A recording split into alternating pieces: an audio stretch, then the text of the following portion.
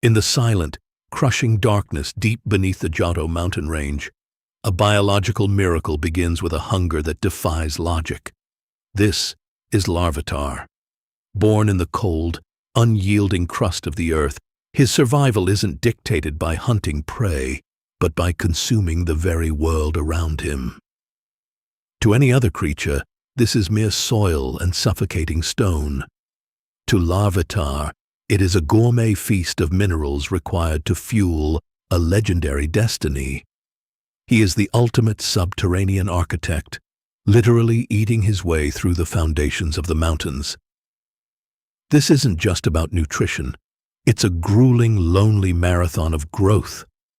Every metric ton of earth he swallows serves to harden his skin and provide the raw materials for a skeletal structure that must eventually support the weight of a titan.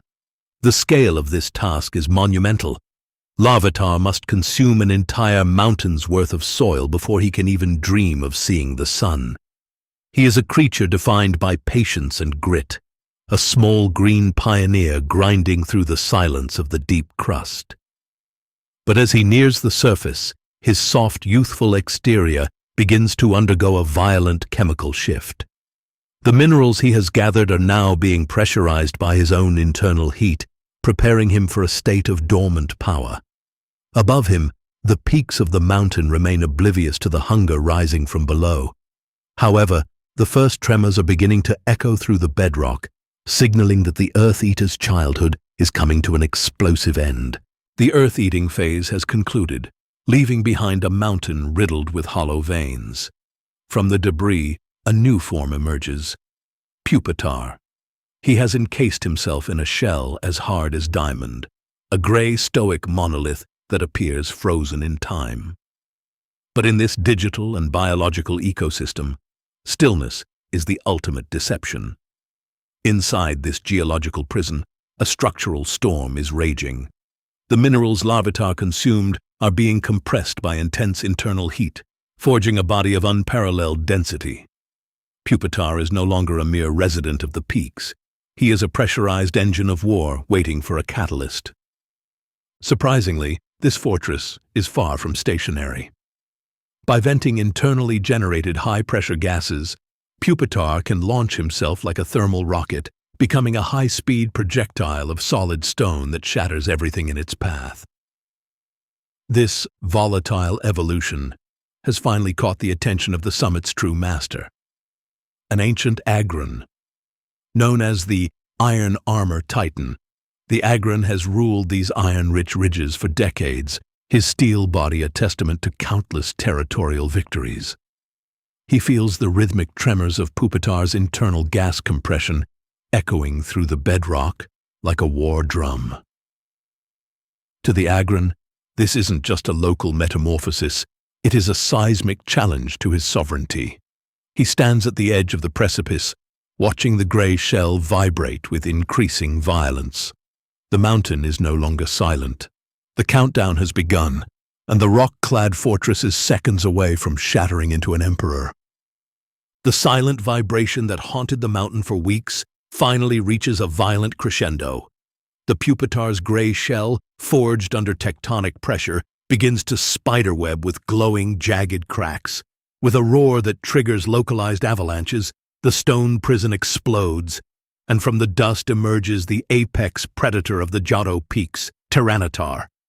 He is no longer a hidden engine. He is a walking natural disaster. His hide is now a suit of organic armor, green and impenetrable, and his very presence alters the local climate. This is the Mountain Crusher, a titan so powerful that his footsteps literally rearrange the maps of the region. He doesn't seek a territory. He simply claims everything his golden eyes can see. But the summit is already occupied. The ancient Agron, sensing the birth of a rival, lets out a metallic shriek that echoes through the iron-rich valleys. He descends from the highest peak, his steel plating sparking against the rocks. The confrontation is instantaneous and brutal. Tyranitar's stone edge erupts from the ground, jagged pillars of rock attempting to impale the Iron Sovereign.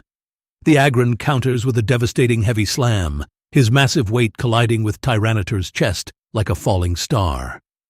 The impact creates a shock wave that shatters the surrounding cliffs.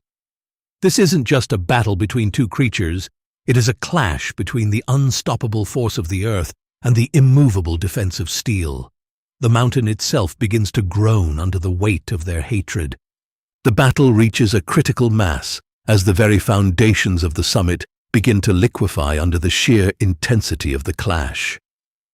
Agron, a titan of iron will, unleashes a final, desperate flash cannon, a beam of pure metallic energy that illuminates the darkened sky.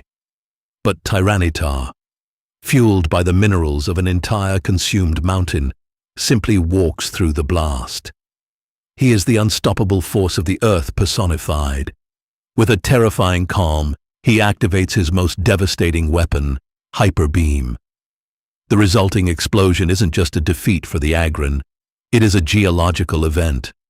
When the dust finally settles, the landscape has been permanently altered. The jagged peaks where the Agron once stood have been leveled, replaced by a new barren plateau that reflects the cold, hard dominance of its new master. The Agron, recognizing a power that transcends mere territorial defense, retreats into the deeper iron mines, leaving the surface to the Emperor. Tyranitar stands alone at the edge of the new horizon, letting out a low, guttural roar that signals the end of the conflict. He doesn't celebrate. He simply exists as the new law of the land. The forest below will regrow, and new mountains may rise over millennia.